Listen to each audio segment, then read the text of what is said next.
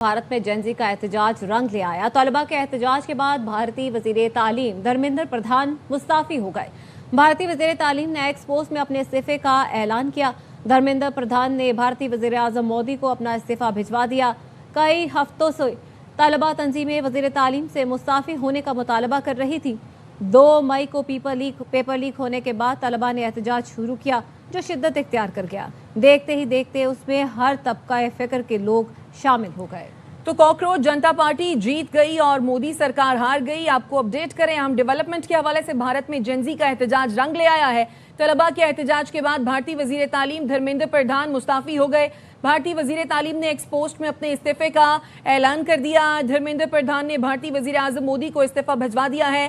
कई हफ्तों से तलबा तंजीमें वजीर तालीम से मुस्ताफी होने का मुतालबा कर रही थी। 2 मई को पेपर लीक होने के बाद तलबा ने एहतजाज शुरू किया, जो शिद्दत इख्तियार किया।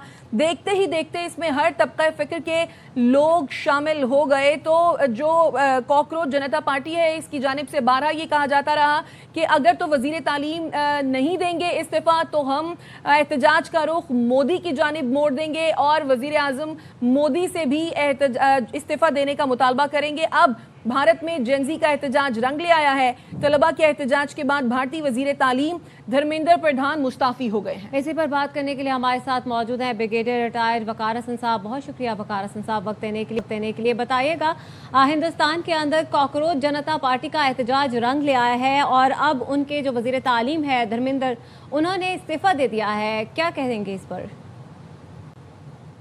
आई थिंक जो मोदी की फासिस्ट पॉलिसी है, ये उसी का बेसिकली रिजल्ट है। भारत जो है बेसिकली एक प्रेशर कुकर बना हुआ है और बहुत ज्यादा 12 साल से लोग बर्दाश्त कर रहे थे। इसमें करप्शन भी है, फिर पेपर लीक्स हैं, फिर राम मंदिर में चोरी है, मुसलमानों पे जुल्म है।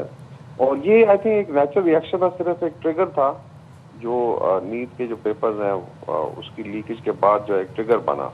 और आपने देखा है किस तरीके से यूथ जो है इसने मोबिलाइज किया विद इन 72 आवर्स और आज वो पूरे भारत में सड़कों पे हैं।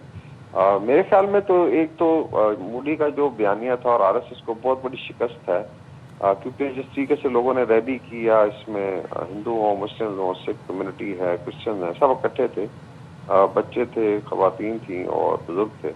तो ये first time I think Modi को इतना बड़ा चैलेंज मिला और फिर वो जो चैलेंज करने वाली पार्टी वो कामयाब भी हुई है।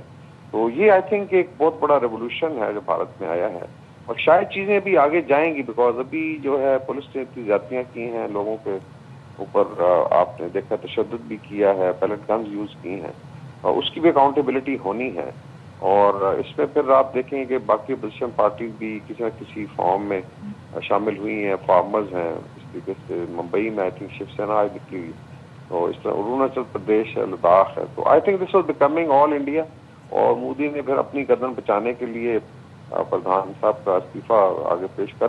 बट लेट्स सी कि अभी आगे डेवलपमेंट क्या होती है, क्या जो है वो तलबा डिस्पर्स होते हैं या ये फिर एक नई फॉर्म में पार्टी या प्रेशर को बनता है। और बीजेपी को आई थिंक सबसे बड़ा चैलेंज जो है फर्स्ट टाइम कोई टक्कर के लोग मिले। ब्रिगेडियर साहब, आपके ख्याल में फर्दर डेवलपमेंट क्या हो सकती है और क्या आप इस बात से एग्री करेंगे कि मोदी ने अपने आप को बचाने के लिए वजीर तालीम को कुर्बान कर दिया? क्योंकि जो कॉकरोच जनता पार्टी थी उसकी जानिब से बारहा ये कहा जा रहा था कि अगर तो वजीर तालीम इस्तीफा नहीं देते तो हम एहतजाज का रुख मोदी की जानिब मोड़ लेंगे और उनसे फिर इस्तीफे का मुतालबा करेंगे। आई थिंक मेन रीजन वही है, अपनी गर्दन छुपाने की। लेकिन अभी देखें चीजें बहुत आगे जा चुकी हैं, बिकॉज अभी तो मैंने ये भी देखा कि पुलिस के कुछ जवान जो है वो अपनी जॉब छोड़ के रिजाइन करके शामिल हो गए थे प्रोटेस्ट में। फिर मिलिट्री में कुछ जवान हैं या ऑफिसर्स की रिपोर्ट नहीं है, वो लोग वहां से भी वीडियोस भेज रहे थे, बिकॉज ये प्रेसिव system spread across I think India. और मेरे ख्याल में आरएसएस के इख्तिताम का जो है ना स्टार्ट हुआ है अभी, सो इसीलिए इस पे हकीकी तौर पर आप नहीं कह सकते।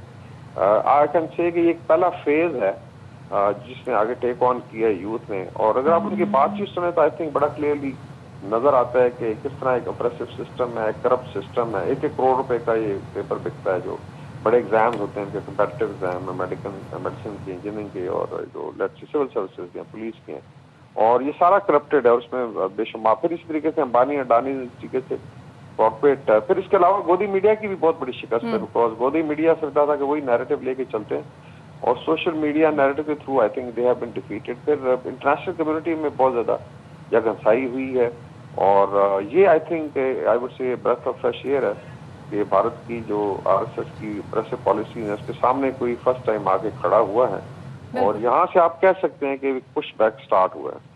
ٹھیک، یعنی یہ کہا جا سکتا ہے کہ دس از دا بگننگ. بریگیڈیئر صاحب آپ کے قیمتی وقت کا بہت شکریہ. اور طلبہ طاقت زندہ باد کاکروچ جنتا پارٹی نے ایکس پر یہ پوسٹ کیا ہے اور کاکروچ جنتا پارٹی نے یہ پوسٹ کرتے ہوئے لکھا ہے کہ وزیر تعلیم نے استعفیٰ پیش کر دیا ہے. طلبہ طاقت زندہ باد، وزیر تعلیم نے استعفیٰ پیش کر دیا ہے. کاکروچ جنتا پارٹی کی جانب سے ایکس پر یہ پوسٹ کیا گیا جس میں لکھا گیا ہے کہ طلبہ طاقت زندہ باد، وزیر تعلیم نے استعفیٰ پیش کر دیا ہے.